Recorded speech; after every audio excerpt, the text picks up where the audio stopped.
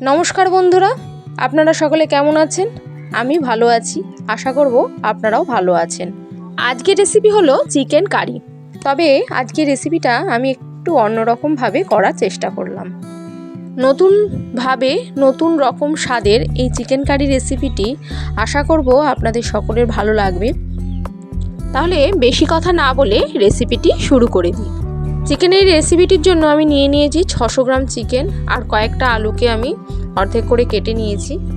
3টে বড় সাইজের পেঁয়াজকে ছোট করে টুকরো করে নিয়েছি। 1.5 ইঞ্চি সাইজের আদা আর তার ডবল নিয়েছি রসুন। সমস্ত রেসিপিটি আমি কাঁচা লঙ্কায় করব, তাই বেশ অনেকটা ঝালের জন্য কাঁচা লঙ্কা নিয়ে নিলাম আর খানিকটা ধনেপাতা। এবার সমস্ত কিছুকে আমি একসঙ্গে মিক্সারে পেস্ট করে নেব। ঝালটা অবশ্যই আপনারা আপনাদের পছন্দ মতন দেবেন। মিডিয়াম সাইজের 2টো টমেটো, এটাও আমি পেস্ট করে নিলাম। এবার আমাকে প্রথমেই মাংসটা ম্যারিনেট করে রেখে দিতে হবে 1.5 থেকে 2 ঘন্টা। তো সেই জন্য আমি চিকেন নিয়ে নিলাম, তার মধ্যে যে সমস্ত পেস্টটা আমি করলাম সেই পেস্টটা দিয়ে 1 চামচ হলুদ, 1 চামচ জিরে গুঁড়ো, 1 চামচ ধনে গুঁড়ো আর পরিমাণ মতন সামান্য একটু নুন নিলাম, 4 থেকে 5 টেবিল চামচ সর্ষের তেল। এই সমস্ত কিছু দিয়ে মাংসটা ভালোভাবে ম্যারিনেট করে রেখে দিতে হবে 1.5 থেকে 2 ঘন্টা। আপনারা চাইলে আরও বেশিক্ষণও রাখতে পারেন। তো বন্ধুরা, আজকের আমার এই রেসিপিটি কেমন লাগলো তা অবশ্যই কমেন্ট করে জানাবেন। যদি ভালো লেগে থাকে তাহলে একটা লাইক ও শেয়ার করে দেবেন। আর আমার পরবর্তী ভিডিওর আপডেট পাওয়ার জন্য চ্যানেলটি সাবস্ক্রাইব করে অল বেল আইকন করে রাখার অনুরোধ রইল। অল বেল আইকন প্রেস করে রাখলে আমার পরবর্তী ভিডিওর আপডেটগুলো আপনারা নোটিফিকেশনের মাধ্যমে পেয়ে যাবেন। কড়াতে পরিমাণ মতন সর্ষের তেল দিয়ে প্রথমে আলুটাকে আমাকে ভেজে নিতে হবে বেশ লাল লাল করে। তার জন্য সামান্য নুন আর হলুদ দিয়ে আমি আলুটাকে ভেজে তুলে রেখে দেবো। রেসিপিতে দেওয়ার জন্য 2টো বড় সাইজের পেঁয়াজ, মিডিয়াম সাইজের 2টো ক্যাপসিকামকে বেশ খানিকটা একটু বড় বড় করে কেটে নিয়েছি। আলুটা তুলে নিয়েছি।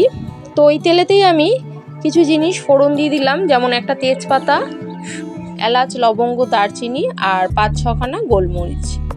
সামান্য একটু ভেজে নেব। ভেজে নিয়ে কাঁচা লঙ্কা 3-4 খানা কাঁচা লঙ্কাকে চিড়ে আমি এর মধ্যে দিয়ে দিলাম।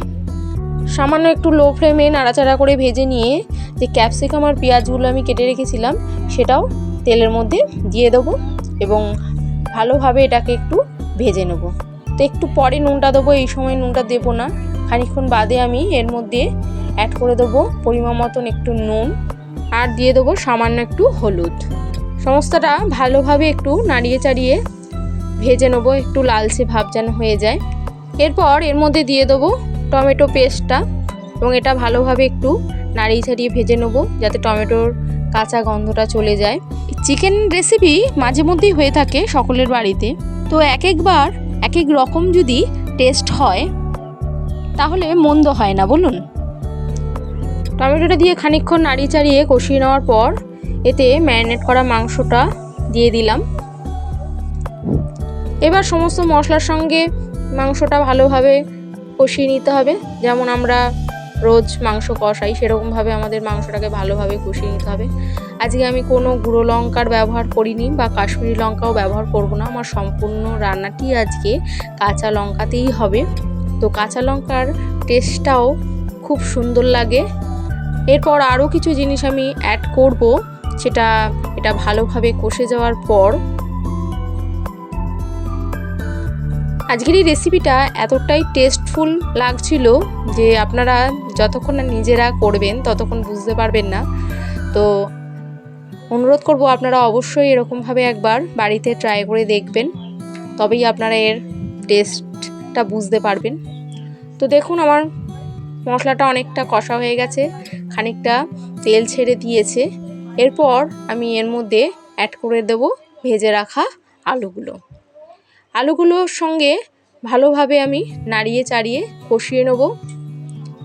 এই কষাতে কষাতে আমার সমস্ত মাংস, আলু সবটাই আমার সেদ্ধ হয়ে যাবে। তো আজকে আমাকে বেশিক্ষণ মাংসটা ফোটাতে হবে না আর অনেকটা ঝোলও আমি রাখবো না, একটু গ্রেভি মতন রাখবো।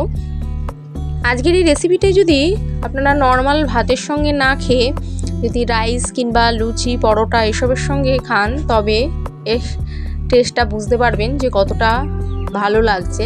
এইভাবে নাড়াতে চাড়াতে খানিকক্ষণ রেস্টে রেখে রেখে আমার মাংসটা প্রায় অর্ধেকই বেশি হয়ে গেছে।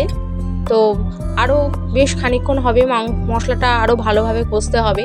আদা পেঁয়াজ আদা রসুনের সমস্ত কাঁচা গন্ধটা যাতে চলে যায়। এতে আমি দিয়ে দিলাম পরিমাণ মতো নুন। আপনারা আপনাদের পরিমাণ মতো নুনটা দেবেন, আর সামান্য হাফ চামচ চিনি। স্বাদের ব্যালেন্সের জন্য চিনিটা একটু দিলে ভালো লাগে, আপনারা যদি পছন্দ না করেন স্কিপ করে যেতে পারেন। এরপর আমি একটা মশলা এর মধ্যে অ্যাড করে দিলাম। এই মশলাটা আমার ঘরে তৈরি মশলা।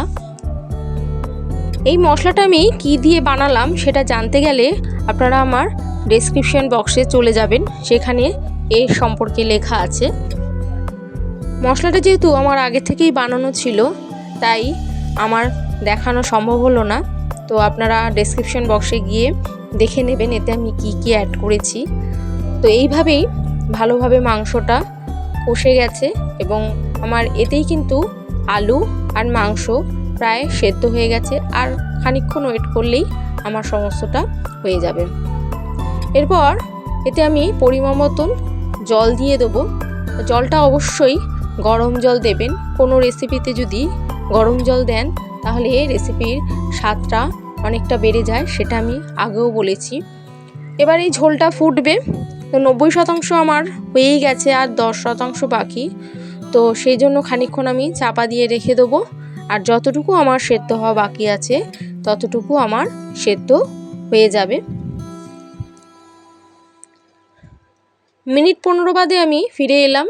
দেখুন আমার মাংসটা প্রায় শেষের দিকে, সমস্তটাই আমার সেদ্ধ হয়ে গেছে, আমার ঝোলটাও ফুটে গেছে। সব শেষে এর মধ্যে আমি দিয়ে দিলাম কসুরি মেথি।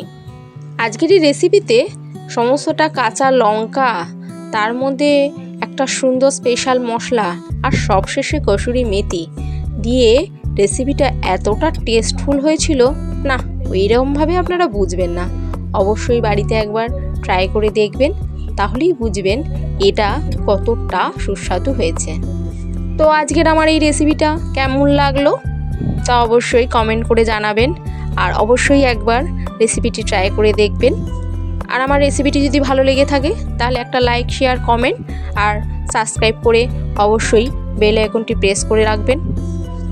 তো যে সকল বন্ধুরা আমার রেসিপিটি সম্পূর্ণ দেখলেন তাদের সকলকে অনেক অনেক ধন্যবাদ। সবশেষে বলবো নমস্কার বন্ধু, সুস্থ থাকুন, ভালো থাকুন।